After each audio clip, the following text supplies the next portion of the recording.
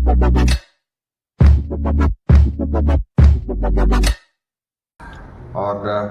PIB को बधाई देता हूँ और उनके प्रति आभार भी कि एक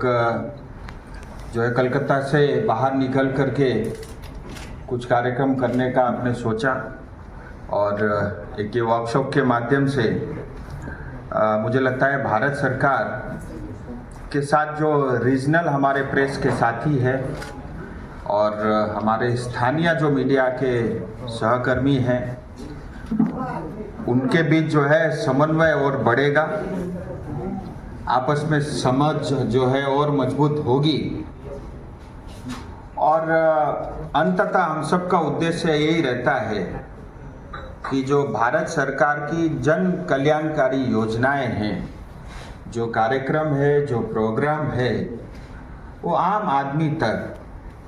गांव-गांव तक पहुंच जाए, ग्रामीण क्षेत्र तक पहुंचे। अल्टीमेटली हम सब लोग उसी के लिए काम करते हैं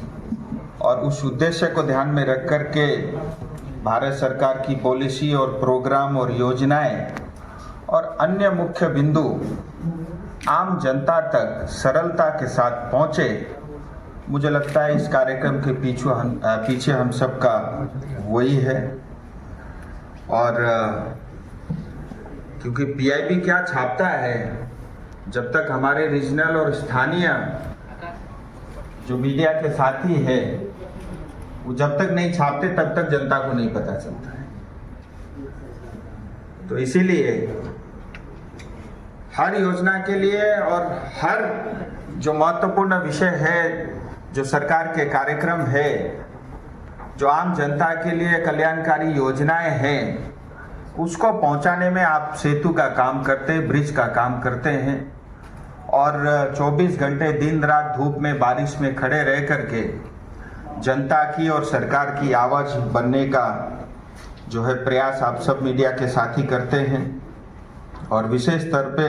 मैं आप सबको बधाई दूंगा और वार्तालाप कार्यक्रम का नाम दिया है, तो इससे ये बात स्पष्ट हो जाती है कि बातों का आदान प्रदान होगा। भारत सरकार की योजनाएं पीआईबी की तरफ से प्रेजेंटेशन के माध्यम से आपके समक्ष रखा जाएगा और क्योंकि रीजनल स्थानीय जो हमारे साथी हैं, आपको ग्रामीण क्षेत्र की, इस क्षेत्र की, यहाँ की जनता की आवश्यकता और जानकारी बहुत रहती है और आपके माध्यम से वो जानकारी सरकार तक ही पहुँचेगी और उसी हेतु को ध्यान में रख करके शब्द का चयन भी बहुत अच्छा चुना गया है और मैं ये समझता हूँ कि जो है दोनों तरफ से बातों का आदान प्रदान होगा और आने वाले समय में भी, भविष्य में भी आपका रोल बहुत ही वाइटल होगा और आपके माध्यम से भारत सरकार गांव-गांव, हर एक घर तक, हर एक इंसान तक पहुंचने का प्रयास करेगा। मैं ऐसे ही सोच रहा था कि ये जो कार्यक्रम कर रहे हैं उसके पीछे हेतु तो यही है कि सरकार की योजनाएं जनता तक पहुंचे और मैं स्वयं भी सांसद हूँ, मैं भी ये मानने से मुझे कोई परहेज नहीं है। केंद्र सरकार के 250 से ज़्यादा ऐसी योजनाएं हैं जो देश भर में चलती हैं और साल में करीब 50 लाख करोड़ का बजट भारत सरकार का रहता है और 50 लाख करोड़ रुपए जो खर्च होता है वो ज़्यादातर, चाहे वो इंफ्रास्ट्रक्चर डेवलपमेंट के लिए हो या कल्याणकारी योजनाओं के माध्यम से, जो भी सरकार टैक्स कलेक्ट करती है डायरेक्ट या इनडायरेक्ट टैक्स के माध्यम से, और वो सब जो है सरकार जो है राज्य के साथ मिलके और कुछ योजनाएं डायरेक्ट केंद्र सरकार की ओर से पहुंचाने का प्रयास सरकार का रहता है। लेकिन मैं ये अक्सर देखता हूं कि आज भी इन जानकारी का अभाव बहुत बड़े स्तर पे है। मुझे लगता है योजनाओं का अभाव नहीं है, लेकिन अभाव है तो वो जानकारी का है, इंफॉर्मेशन का है और इसलिए भी पीआईबी का रोल बड़ा हो जाता है, आप सब मीडिया साथी का रोल बड़ा हो जाता है। अभी मुझे दीदी बार बार कह रही थी ये लेबर कोड के बारे में आप थोड़ा विषय रखना। मैं 2019 में जब चुना क्योंकि चाय बागान से भरा हुआ क्षेत्र है। करीब 4 से 5 लाख लोग श्रमिक, उसमें भी ज़्यादातर महिलाएं डायरेक्ट चाय बागान में काम करती है। और इस नाते में जब मुझे पार्लियामेंट्री कमेटी के अंदर में कोई कमेटी चयन करने के लिए मुझे कहा गया तो मैंने लेबर कमेटी चुनना पसंद किया, क्योंकि मैं यहाँ चाय श्रमिक की जो स्थिति देखा, विशेष करके महिलाओं की, तो वो अवस्था बहुत अच्छी या ठीक नहीं थी और मुझे तब लगा था कि इसमें परिवर्तन होना चाहिए। तो मैं लेबर कमेटी में था और बाद में जाकर के 2021 में करीब 1.5 साल तक हम लोग पूरा जो है उसमें कमेटी में काम किया और उसके पश्चात जाकर के 2020-21 के साल में जो है पार्लियामेंट में एक बिल आया, बिल में चर्चा हुई और बिल पारित हुआ और अभी कुछ ही दिन पहले, 10-12 दिन पहले उसका गैजेट नोटिफिकेशन निकला है और राष्ट्रपति जी की स्वीकृति उसमें मोहर लग गई है। और देश भर में अब वो लेबर का जो नया कानून है वो जो है लागू हो रहा है। और उस नया जो श्रमिक कानून है इसके कारण जो है हमारे इस क्षेत्र में विशेष करके, क्योंकि हमारे यहाँ एक तो चाय बागान सिंकोना बागान है जहाँ लाखों महिलाएं काम करती है, दूसरा हमारे क्षेत्र में एमएसएमई की भरमार है और एमएसएमई में काम करने वाले श्रमिकों को उसके कारण बहुत बड़ा लाभ मिलेगा। तीसरा अनऑर्गेनाइज सेक्टर है जहाँ पे हमारे लोग काम करते हैं, साथी लोग काम करते हैं, श्रमिक लोग काम करते हैं, वहाँ किसी तरह की सुविधा नहीं दे जाती या उपलब्ध नहीं कराया जाता है या उस तरह से अवेयरनेस उस विषय को लेकर के नहीं है। साथ ही चाहे वो डिजिटल मीडिया हो, चाहे वो ऑडियो विजुअल हो, चाहे हमारे प्रेस के सभी साथी, उनको भी ध्यान में रख करके इस बिल के अंदर में ये प्रयास हुआ है कि सबको समान काम के लिए जो है एक जैसा, एक समान जो है वेतन मिले और सबको सम्मान के साथ जो है रहने का और अवसर मिले, इस बात की पूरी उसमें ध्यान दी गई है। अगर मैं छोटे उदाहरण के लिए बोलूं, चाय बागान के लिए प्लांटेशन लेबर एक्ट 1951 लागू है जिसके अंतर्गत चाय बागान चलते हैं, ऑपरेट होते हैं। और 1951 यानी 1951 में अंग्रेज गए थे, उनका जो कानून था वो आज भी देश के अंदर में लागू है। अब 1951 प्लांटेशन लेबर एक्ट ये कहता है कि चाय बागान में जो भी वेतन तय होगा वो चाय के जो श्रमिकों के जो ट्रेड यूनियन के लोग होते हैं और वहाँ का जो मैनेजर, बड़ा बाबू, अंग्रेज ये शब्द यूज किया करते थे, बड़ा बाबू, ये लोग आपस में तालमेल बिठा करके डिस्कशन के साथ जो है वेतन तय करेंगे और वो परंपरा आज तक चली आ रही है। अब ये नया कानून में ये कहा गया है कि प्लांटेशन लेबर एक्ट 1951 रहेगा ही नहीं, वो इसके साथ सब्ज्यूम हो गया है। अब उसके कारण ये होगा कि आज पश्चिम बंगाल में जहाँ मिनिमम वेज 350 रुपये, वो भी अनस्किल में, और स्किल हाई स्किल तो 450-550 रुपये तक है। तो अब चाय पत्ती टीपना ये कोई आसान काम नहीं है। पहाड़ों के अंदर में गिरने का खतरा रहता है, केमिकल का छिड़काव होता है, सांप बिच्छू से लेकर तमाम चीज़ें वहाँ पे आपको मिलती है और सर्दी में भी, धूप में भी और बारिश में भी कितनी कठिनाई के साथ और बहुत आर्टिफिशियल तरीके से ही, साइंटिफिक तरीके से ही चाय की पत्ती टीपी जाती है। आप और हम प्रयास करें तो वो कर भी नहीं पाएंगे। तो इसीलिए इतना स्किल होने के बावजूद भी जो एक अनस्किल श्रमिक को जो 350 रुपये बंगाल में मिलता है वो भी चाय बागान के श्रमिकों को नहीं मिलता। आज भी 265 रुपये ही मिलता है। तो हमने ये इंश्योर किया है कि मिनिमम वेज एक लागू जो होगा वो पश्चिम बंगाल में चाय बागान में भी होगा, क्योंकि प्लांटेशन लेबर एक्ट 1951 रहेगा ही नहीं। फिर दूसरा हमने देखा, जब मिनिमम वेज लागू होता है तो हमारे कुछ जो साथी हैं जो ये उद्योग चलाते हैं या उद्योगपति हैं, वो भी कानून का पालन तो पूरा करते हैं, लेकिन उसमें ऐसा नमूना ढूंढ लेते हैं जिसमें उनको कम देना पड़े और उनका काम भी चल जाए और उनको जेल जाना ना पड़े। वो कहते हैं कि हम जो है उनको 350 रुपये ही देते हैं, लेकिन बाकी तो जो है काइन के रूप में छाता देते हैं, गमबूट देते हैं, जूता देते हैं, रहने के लिए घर देते हैं, मेंटेनेंस देते हैं, घर बना करके देते हैं। वो अंग्रेज के समय घर बना था, उसके बाद कोई रिपेयर मेंटेनेंस के लिए आज भी पैसा नहीं है। अस्पताल होना चाहिए, वो अस्पताल भी वहाँ पे रहता नहीं है। तो क्योंकि वो ये कहते हैं कि हमने कैश में 265 दिया और बाकी काइन में हमने जो है 30-35% दिया करके ऐसे ही चला आ रहा था। तो इस कानून में ये भी इंश्योर किया है कि अब जो ये नया लेबर लॉ, श्रमिक लॉ लागू होगा, उसके अंदर में मिनिमम 85% आपको कैश में देना पड़ेगा। अगर काइन के अंदर में वेलफेयर के नाम से आप कुछ भी श्रमिक को देते हो, वो 15% से ज़्यादा नहीं हो सकता। यानी अगर 350 रुपये मिनिमम वेज अनस्किल्ड लेबर वाला भी लागू होता है तो भी कम से कम 300 रुपये जो है श्रमिक के हाथ में जाएगा। फिर इसी तरह एक और विषय देखने में आता है कि सब जगह आप देश भर में देखोगे ईएसआई का अस्पताल है, और ईएसआई डिपार्टमेंट सबसे भारत का मुझे लगता है सबसे अमीर डिपार्टमेंट है, क्योंकि 1 लाख करोड़ से ज्यादा पैसा उनके पास पड़ा रहता है। तो लेकिन इतना होने के बावजूद भी वो प्लांटेशन लेबर एक्ट के कारण जो है ईएसआई की फैसिलिटी चाय बागान में नहीं है, क्योंकि प्लांटेशन लेबर एक्ट ये कहता है कि चाय बागान के अंदर में वो अपने आप में स्टेट है, वहाँ श्रमिकों के लिए अस्पताल और डॉक्टर की सुविधा फैसिलिटी होनी चाहिए, जो कि है नहीं। इसको मानने में कोई गलत है ही नहीं, क्योंकि किसी भी चाय बागान में ना तो डॉक्टर एफोर्ड कर सकता है, ना डॉक्टर रहता है, ना डॉक्टर उस दूर दराज के जंगल में जाकर के सेवा देना भी चाहता है।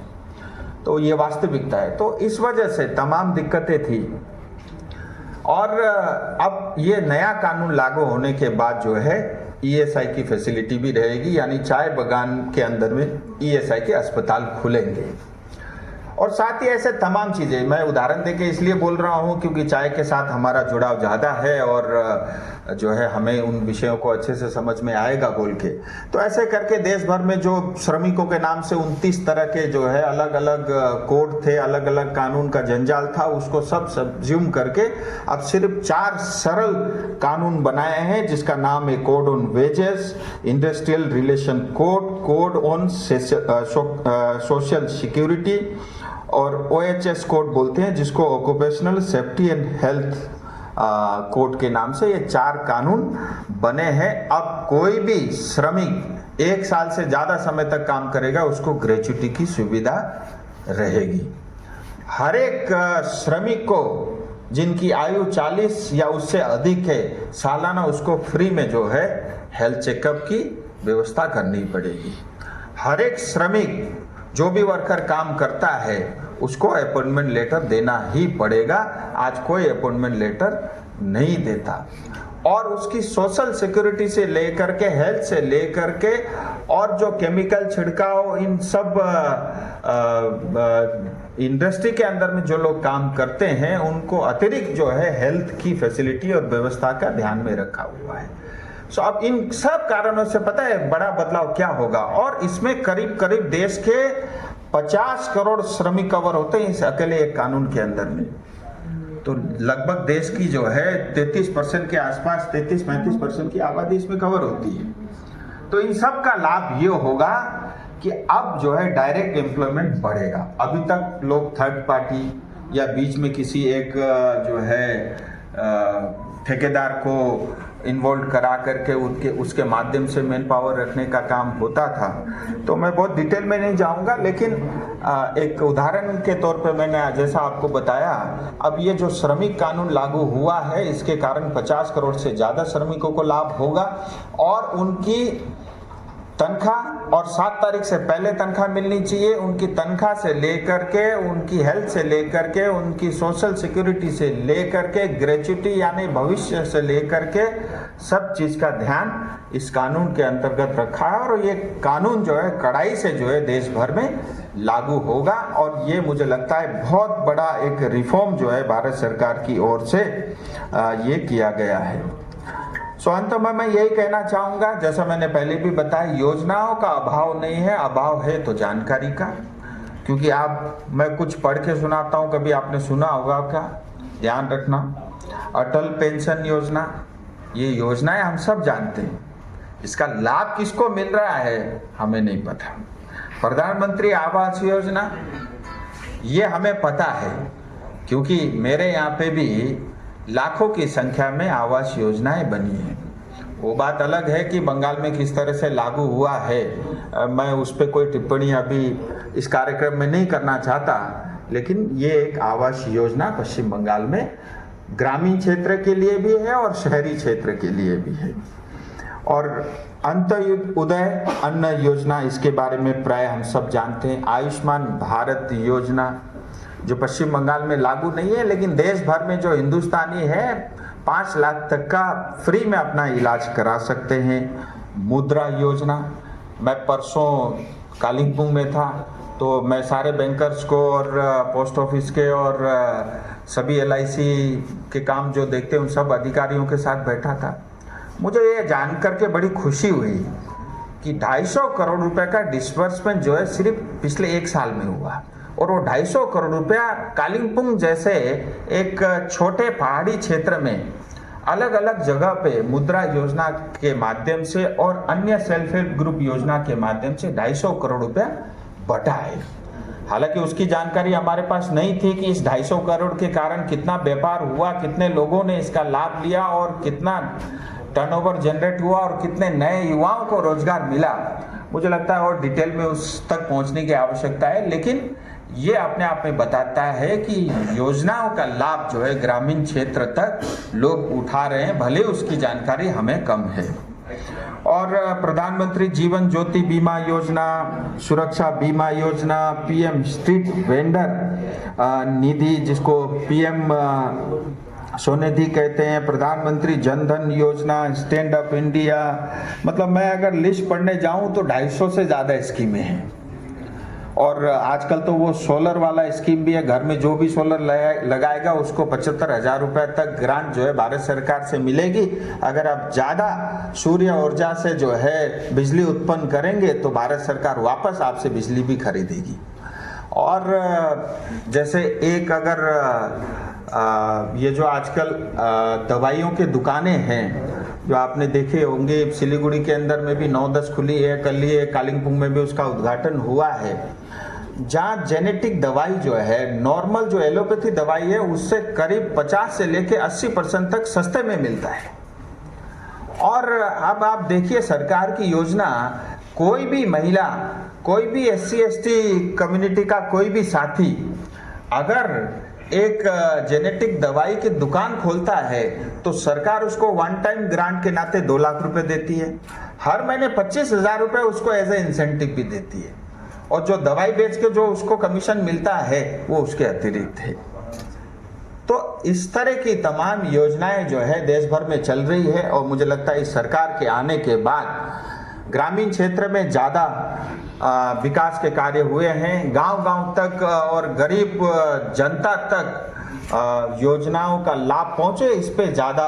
जोर दिया है। और इसमें प्रयास ये भी रहता है कि ट्रांसपेरेंसी के साथ अगर 100 रुपया दिल्ली की सरकार भेजती है, ग्रामीण क्षेत्र तक जो है वो 100 रुपये पहुंचे, इस बात का भी ध्यान पूरी तरह रखा गया है। मैं PIB को एक बार फिर बधाई देता हूं और सभी मीडिया के साथियों को भी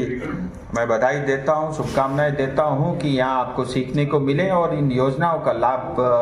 जनता को मिले। अब ये डिजिटल युग का ज़माना है और तमाम चुनौतियाँ जो है जर्नलिस्ट के समक्ष भी आती है, तो उसके बावजूद भी आपने अपने आप को जो है वो सम्मान आपने बना के रखा है। मैं ख़ास तौर पे मैं जब भी सिलीगुड़ी के जर्नलिस्ट और हमारे दार्जिलिंग कालिम्पोंग के हमारे पत्रकारों से मैं जब भी वार्तालाप करता हूं या उनसे जब भी बात करता हूं, मुझे गर्व की अनुभूति होती है, क्योंकि दिल्ली से बहुत दूर 1300 किलोमीटर दूर रहने के बाद भी जानकारी हमारे पास पूरी रहती है। और दिल्ली से अक्सर कोई बड़ा नेता आता है, मैं तो कहता हूँ भाई दिल्ली के प्रेस वाले ज़्यादा सरल है, सिलीगुड़ी दार्जिलिंग वाले से थोड़ा बच के रहना, मैं तो ये सुझाव भी देता हूँ। आप सबका बहुत बहुत धन्यवाद। जय हिंद, जय भारत।